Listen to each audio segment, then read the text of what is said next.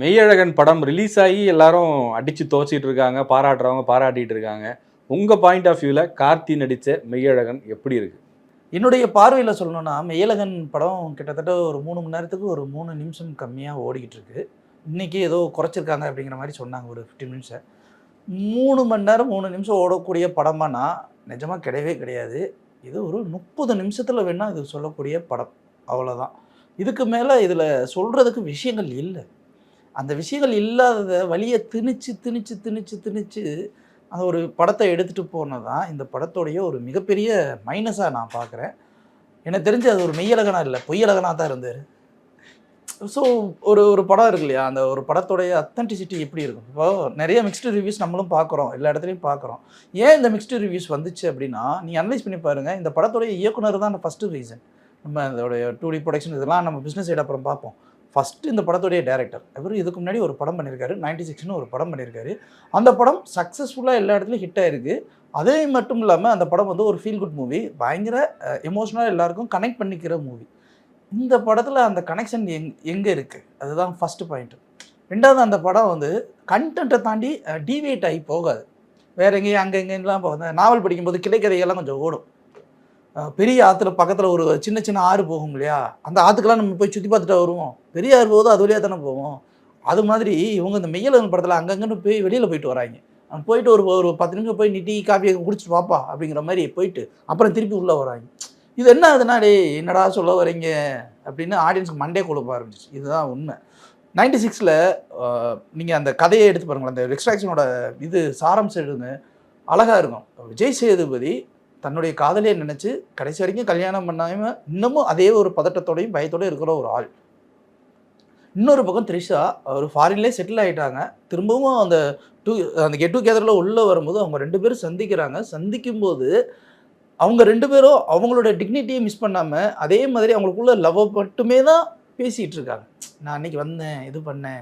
So ரொம்ப நாளா மனசுக்குள்ள தேக்கி வச்சிருக்க அந்த கவலைகளையும், அந்த ஆசைகளையும், அந்த சின்ன சின்ன பிரச்சனைகள் எல்லாத்தையுமேவும் ஒட்டுமொத்தமா அவங்க பேசி, அவங்க 2 பேரும் போகும்போது இது எல்லா இடத்துலயும் எல்லாருக்குமே ஒரு கனெக்ட் ஆகும். ஏன்னா இங்க அரவிந்த் சாமியும், இந்த ஒரு பக்கம் கார்த்தியும் பேசுற விஷயம் இருக்கு இல்லையா? இது வந்து இந்த ரயில்வே ஸ்டேஷன்ல இந்த ட்ரெயின் ஏறி போனாங்கல்ல, லாங் ஜர்னி போறோம்னு வச்சுக்கோங்களேன். ஒரு டெல்லியிலிருந்து ஒரு சென்னைக்கோ, சென்னையிலேருந்து டெல்லிக்கோ போறோம்னு வச்சுக்கோங்களேன். பக்கத்துல ஒருத்தவங்க உட்காந்துருப்பாங்க. ஒரு அழகான ஃபேமிலி கூட உட்காந்து சாப்பிடுப்பா, இது பண்ணுப்பா அப்படின்னு ஒரு ஃப்ரெண்டு சார் அது பண்ணுங்க சார். ஒரு 3 நாள் பயங்கரமா பேசிக்கிட்டே இருப்பாங்க. நம்மளும் அதுக்கு ஏத்தாப்புல கம்பெனி கொடுத்து பேசிக்கிட்டே இருப்போம். ஏன்னா நமக்கு பக்கத்துல வேற யாரும் கிடையாது. ஃபோன் நம்பர் கூட வாங்குவோம். ஆனா வெளியில போன உடனே நம்ம வேலைய பார்த்துட்டு போனோடனே இத பத்தி நம்ம யோசிக்கவே மாட்டோம். மறந்துருவோம். அதத்தான் ரயில் ஸ்நேகம்னு சொல்லுவாங்க. அந்த ஸ்நேகம் அவ்வளோதான். இந்த படத்த பார்க்கும்போது எனக்கு அதுதான் தோணுது. இது என்னடா நீங்க 2 பேரும் வரீங்க, ஊர்ல வராங்க. ஒரு விசேஷ வீட்டுக்கு வராங்க, வரவன் பேச போறேன். 4 பேர் மாப்பிள்ளை எப்படி இருக்க? பங்காளி எப்படி இருக்க? நல்லா இருக்கியா? மதினி எல்லாம் நல்லா இருக்குமா? காப்பி தண்ணி டிவி பண்ணி போட்டுமா? என் வீட்டுக்கு வந்து பாரு, என் பொண்ணை பாரு. என்கிட்டயாவது ஒண்ணு பேசத்தானே செய்வாங்க. பேசும்போதுன்றதான் பூரா சொந்தக்காரன்னு சொல்லிட்டு கூடவே உட்காந்து வீட்டுக்குலாம் போயிட முடியுமா என்ன? ஸோ இது அந்த கதை அந்த மாதிரி தான் போய்க்கிட்டு இருக்கு. யாரு, என்ன, எதுக்கு அப்படிங்கிற அந்த ஒரு விஷயம் தான். அரவிந்த் சாமியும் தேடி கண்டடைகிறாரு அப்படிங்கிற அந்த ஒரு விஷயம் இருக்கு இல்லையா? அது கதையா ஒரு நாவலா படிக்கிறதுக்கு நல்லா இருக்கும். பட் அதையே வந்து நீங்க வந்து ஒரு 3 மணி நேரத்துக்கு ஜவ்வா வலுவலுன்னு இழுத்து, அதிலேயே வந்து ஒரு அந்த ஜவ்வு மிட்டாய் அடிக்கிற ஒரு பொம்மையெல்லாம் காட்டுவாங்க. அது மாதிரி இழுன்னு இழுத்துக்கிட்டு இருந்தா யாரு தான் உட்காந்து பொறுமையா பார்க்குறது? எங்க தப்பு நடந்திருக்கு? 96 மாதிரி ஒரு எக்ஸ்ட்ராடினரி படம் கொடுத்த டைரக்டர் தப்பு பண்ணிட்டாரா? 96 மாதிரியான ஒரு படம் கொடுத்த டைரக்டர் தப்பு பண்றதுக்கு வாய்ப்பில்ல. அவர் பவுண்ட் ஸ்கிரிப்ட் தான் கொடுத்துருக்காரு. பவுண்ட் ஸ்கிரிப்ட் கொடுத்துருக்காரு இல்லையா? கொடுத்தது படிச்சது வந்து கார்த்தி தான் படிச்சிருக்காரு. 2Dல அவர் தான் ரெக்கமெண்ட் பண்ணிருக்குது. அவரே மேடையில சொல்லியிருக்காரு. ஸோ இந்த கதையை படிக்கும்போதேவும் அவருக்கு மைண்டில் ஒரு விஷயம் கண்டிப்பாக தோணி இருக்கணும். ஏன்னா அவர் தான் தோழா படத்துலேயும் நடிச்சார். நாகார்ஜுனாவுக்கும் அதே மாதிரி இவருக்குமே இதே மாதிரி ஒரு காம்பினேஷன் இருக்கும். பட் அந்த படம் எங்கெங்கெல்லாம் டச் பண்ணிட்டு வரும் பார்த்தீங்களா? இவர் வந்து கார்த்தி ஒரு வந்து ஜெயிலுக்கு போகிற மாதிரி ஒரு மாதிரி வேலை இல்லாமல் குடும்ப கஷ்டத்தில் உள்ள வராரு. இவர் வந்து எல்லா சொத்துமே இருந்து சும்மா அந்த ஃபேக்காக நடிக்கிற மக்களுக்கு மத்தியில் ரொம்ப ரியலாக யதார்த்தமாக இருக்கானே அப்படின்னு இவர் பழகுறாரு. ஸோ அது உங்களுக்கு பார்க்கும்போது கனெக்ட் ஆகும். அவருமே அவருடைய பாஸ்ட் லைஃப் எப்படி இருந்துச்சு, அவருக்கு சின்ன சின்ன ஆசைகள்லாம் எப்படி இருந்துச்சு அப்படின்ற அந்த கனெக்ட் வந்து தான் உங்களுக்கு அந்த தோழா படத்தோடைய மிகப்பெரிய வெற்றியுமே. இவர் வந்து தமன்னாவை வந்து லவ் பண்ணுற அந்த ஒரு விஷயமும் அவ்வளோ இருக்கும். ஸோ இவ்வளோ படிக்கும்போது இவருக்கு வந்து அந்த ஸ்கிரிப்ட் படிக்கும்போது மைண்டில் அது தோணவே தோணாதான் என்ன? கண்டிப்பாக தோணியிருக்கும். இது தோணி இருந்திருக்கணும். என்னுடைய அசம்ஷன் தான். மேபி என்ன நடந்திருக்குன்னு நான் சொல்லட்டுமா? 96 படத்தோடைய டைரக்டர். 96 ஹிட்டு. இது வந்து செல்லிங் வேல்யூ. அதுக்கடுத்து 6 வருஷத்துக்கு அப்புறம் ஒரு படம் பண்ணுறாரு, ஒரு பவுண்டு ஸ்கிரிப்ட் கொடுத்துருக்காரு. அந்த ஸ்கிரிப்ட் சில ஸ்கிரிப்ட் படிக்கும்போது சூப்பராக இருக்கும். நாவல் படிக்கிறவங்களுக்கு வந்து ஒரு ஸ்கிரிப்டா நல்லா இருக்கும். ஸ்கிரிப்டாக நல்லா இருக்கும். பட் அது மேக்கிங் வைஸ் பார்க்கும்போது எல்லாமே அந்த யதார்த்தத்தை கொடுக்குமா அப்படிங்கிறது ஒரு கொஸ்டின் மார்க் தான். ஸோ ஸ்கிரிப்டாக படிக்கும்போது நிறைய இடங்கள்ல வந்து ஓகே இது ஜெயிக்கிற வேல்யூஸ் இருக்குது, பண்ணலாம் அப்படிங்கிற ஒரு தாட் ப்ராசஸில் உள்ளே இறங்கியிருக்கலாம். ஆனால் காம்ப்ரமைஸ் பண்ணியிருக்க மாட்டார் டேரக்டர், அது அடுத்த விஷயம். இதை உடனே 2Dல பண்ணும்போது உங்களுக்கு டாக்கி போர்ஷன்ஸ் அதிகமாக இருக்குது, படமும் சின்ன பட்ஜெட்டுக்குள்ளே தான் போகுது, ஆர்டிஸ்ட்டு சேலரியை விட்டுருவோம், ப்ரொடக்ஷன் காஸ்ட்டை விட்டுருவோம். ஸோ ஓவராலாக ஒரு அசம்ஷன் வந்து ப்ரொடக்ஷன் அது எவ்வளோன்றது அவங்க தான் அந்த இதுவே சொல்லுவாங்க. அந்த சூர்யாவே சொல்லியிருக்காரு, எவ்வளோ கலெக்ஷன் வச்சுலாம் எங்கள் கணக்கில் வராதிங்கன்னு. நான் கலெக்ஷனுக்குள்ளே வரல, அசம்ஷனில் சொல்கிறேன்.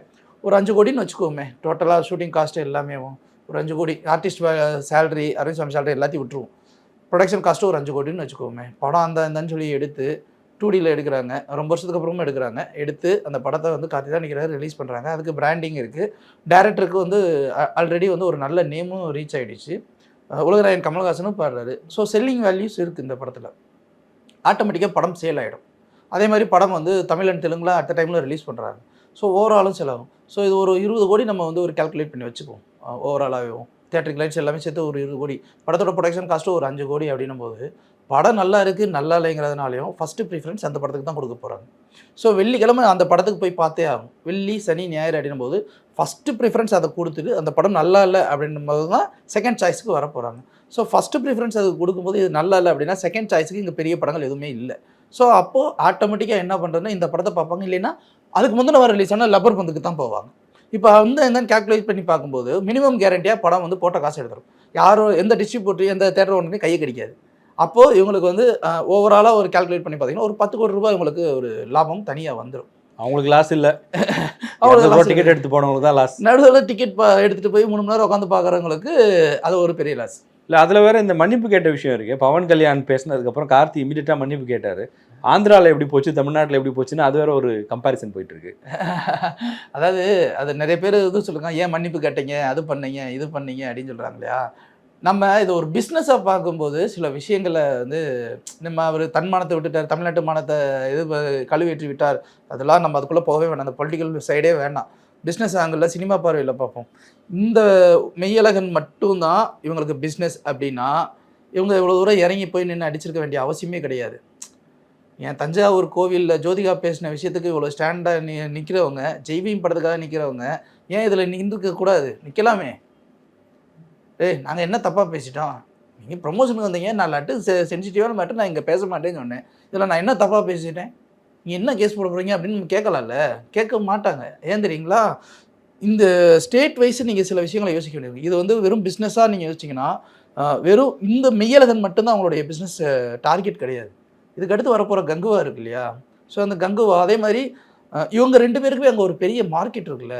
இப்போ அந்த மார்க்கெட்டை தேவையில்லாமல் யாராவது உடச்சிப்பாங்களா என்ன? ஒரு பெரிய லெகசியை க்ரியேட் பண்ணிவிட்டு அந்த லெகசியை வேணும்னே யாராவது தவளை தான் வாயால் கெடுத்துக்குவான்? அப்படிலாம் இல்லைல்ல. இது ஒரு சாதாரண விஷயம்தான். அதே மாதிரி இது ரொம்ப சென்சிட்டிவான ஒரு விஷயம்.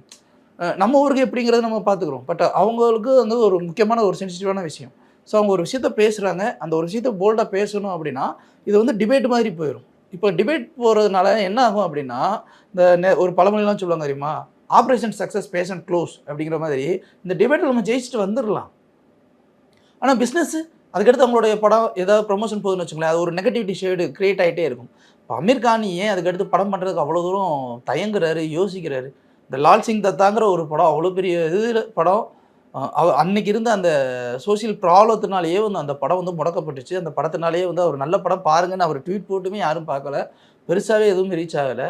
அந்த ஒரு கெட்ட பேருனால அவருக்கு போயிடுச்சு இல்லையா டோட்டலாக. இந்த படம் ஆந்திராவில் நல்லா ஓடிச்சா? போச்சு. அதாவது 2மே மிக்ஸ்டு ரிவ்யூ தான் சார். எங்கேயுமே வந்து சூப்பராக இருக்குது அப்படிங்கிற பேரும் கிடையாது. இப்போ இதில் இன்னொன்றும் வருது. இப்போ நீங்கள் இந்த ஒரு படம் வந்து ஒரு 96 டேரக்டரு, கார்த்தி மாதிரி ஒரு ஆக்டர் இருக்கார், இவ்வளோ பெரிய பப்ளிசிட்டி எல்லாம் பண்ணதுக்கப்புறம் கூட தேட்டருக்கு ஆடியன்ஸ் வர்றது சிக்கல்னு சொல்கிறீங்க.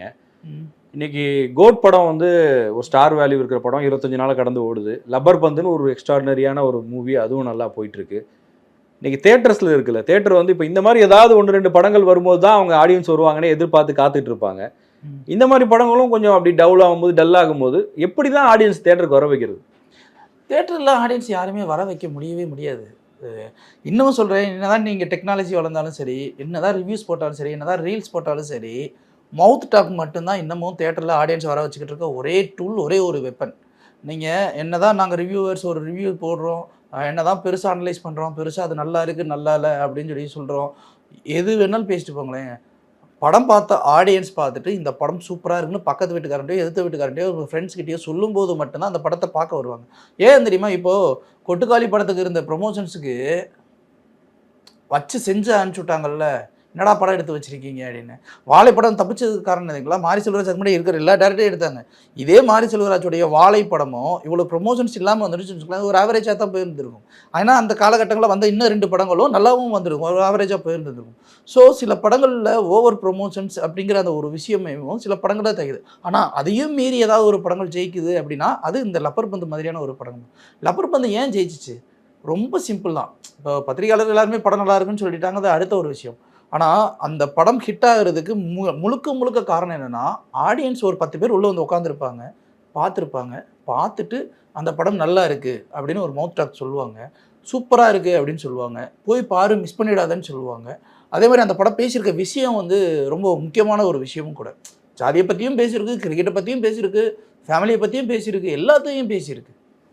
ஸோ ஒரு பக்கா என்டர்டெயின்மெண்ட் மூவி. அந்த என்டர்டெயின்மெண்ட்டில் சொல்ல வேண்டிய விஷயங்கள் எல்லாத்தையும் அழகாகவும் சொல்லியிருக்கு. அப்படி இருக்கும்போது அது மவுத் டாக்கில் தான் ரீச் ஆகும். இப்போ நம்ம என்ன தான் குவிது பேசினாலுமே கூட மவுத் டாக்குங்கிறது இங்கே ஒரு பவர்ஃபுல் வெப்பன். நம்ம இப்போ கோட்டு இவ்வளோ கலெக்ஷன் எடுத்துருச்சு, இதாகிடுச்சு அதாகிடுச்சுன்னு நம்ம என்ன பேசுகிறோம் இல்லையா? படம் நல்லா இருக்குன்னு நம்மளே சொன்னாலுமே நல்லா இருக்குது நல்லா இல்லைங்கிறது அந்த மக்களுடைய மவுத் டாக். நல்லா இல்லைப்பா அப்படின்னு அவங்க சொல்லிட்டாங்கன்னா அது நல்லா இல்லை, நல்லா இருக்குது அப்படின்னா அது நல்லா இருக்குது. இப்போ அவங்க பார்த்துட்டு நல்லா இருக்காம்ல அப்போ நம்ம போய் பார்த்துருவோம் அப்படின்னு வர்றவங்களும் இருக்காங்க.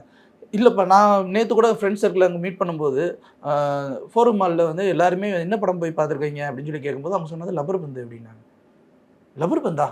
ஏன்னா இந்த வாரமே படம் ரிலீஸ் ஆகுது, போன வாரம் ரிலீஸ் ஆன படம் இந்த வாரம் எங்கள் படம் ரிலீஸ் ஆயிருக்கு, மெய்யலுங்கண்டா ஐயா அது நல்லாவே இல்லையாம்ல, லப்பர் பந்து நல்லா இருக்காம்ல, அதனால அங்கே எல்லோரும் ஃபேமிலியோடு வந்தோம், அதான் இந்த படத்துக்கு வந்துட்டாங்க. ஏன்னா ஃபேமிலியோட ஒரு படத்துக்கு வராங்கன்னா 2500 3000 செலவு. அதான் சொல்ல வரேன், அந்த காஸ்ட் அவ்வளோ காஸ்ட் இருந்தும் நல்ல படம் தான் போய் பார்க்குறாங்கல்ல, அவங்களுக்கு அது பிரச்சனையாக தெரியல.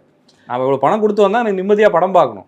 2500 சார். இன்றைக்கி ஒரு 4 பேர் போகிறாங்க, 4 பேர் உட்காந்து அந்த இடத்துல படம் பார்க்குறாங்க அப்படின்னும் போது அந்த 4 பேர் படம் பார்க்கும்போது அவங்களுடைய காஸ்ட்டுன்னு ஒன்று இருக்குது. இது மட்டும் இல்லாமல் பாப்கார்ன் காஸ்ட்டு, அப்புறம் பார்க்கிங் காஸ்ட்டு, அப்புறம் இங்கேருந்து டிரான்ஸ்போர்ட்டேஷன் காஸ்ட்டுன்னு ஏகப்பட்ட இது இருக்குது. இது எல்லாத்தையும் பேர் பண்ணி ஒரு படம் பார்க்குறாங்க, ஃபேமிலியோடு உட்காந்து படம் பார்க்குறாங்க அப்படின்னா அது சிலாகிச்சு வீட்டில் போய் பேசணும்ல. ஐயோ தலைவலி எடுத்துச்சு ஏன் தான் இந்த படத்துக்கு போனோம்னு வீட்டில் அதே நெகட்டிவிட்டியோடு தானே போவாங்க. ஸோ இப்போது ஒரு படம் பார்க்கும்போது அப்போ ஆடியன்ஸ் எப்படி வருவாங்க? ரிவ்யூவர்ஸ் பேசுகிறத கேட்டு அப்படியே குடும்பத்தோடு கூப்பிட்டு வந்துடுவாங்களா என்ன? இல்லை ஒரு பெரிய படத்துக்கு வேணால் ஆரம்பத்தில் வருவாங்க, ஆனால் அது ஒரு சில நடிகர்களுக்கு மட்டும்தான் அந்த இது இருக்குது, எல்லாருக்குமே அதெல்லாம் கிடையாது. ஆனால் இந்த மாதிரி கேட்டு நல்லா இருக்கா நல்லா இல்லையா, இன்னும் சிலர்லாம் இருக்காங்க. இப்போலாம் ஓப்பனாக சொன்னால் நிறைய படங்கள்லாம் படம் ரிலீஸ் ஆகிறது எனக்கு நைட்டே வந்து ஏதாவது ஒரு டெலகிராம்லேயோ இதுலேயோ வந்து அந்த படமே ரிலீஸ் ஆயிடுது. சிலர் அந்த படத்தை பார்த்துட்டு அதில் நல்லா இருக்குது அப்படின்னதுக்கப்புறம் ஃபேமிலியை கூட்டிகிட்டு வந்து உள்ளே உட்காந்து படமும் பார்க்குறாங்க. ஸோ இந்த மாதிரியான ஆப்ஷன்ஸ்லாம் இருக்குது. ஸோ 2500 கொடுத்து படம் பார்க்குறவங்களுக்கு ஜஸ்டிஃபை பண்ணுற மாதிரியான கதை அம்சம் இருக்குது அப்படின்னா அந்த கதை கருத்து சொன்னால் இருக்கணுங்கிற அவசியம் கிடையாது. அதே மாதிரி அது எப்படி சொல்கிறது, ரொம்ப லவ் ஸ்டோரியாகவும் இருக்கணுங்கிற அவசியம் இல்லை, ஃபீல் குட்டாக இருக்கணுங்கிற அவசியம் இல்லை. அவங்களுக்கு அங்கே வந்து பார்க்கும்போது அது பிடிச்சிருக்கணும், அவ்வளோதான். அது இந்த கதையாக இருக்கட்டும் எந்த கதையாக வேணாலும் இருக்கட்டும், அவங்களுக்கு பிடிச்சிருக்கட்டும், அவங்க வந்து ரசிக்கட்டும். அந்த மாதிரி இருந்துச்சு அப்படின்னா அந்த படம் ஹிட்டு. இல்லைன்னா அது ஹிட்டு கிடையவே கிடையாது, அது 100% தோல்வி தான்.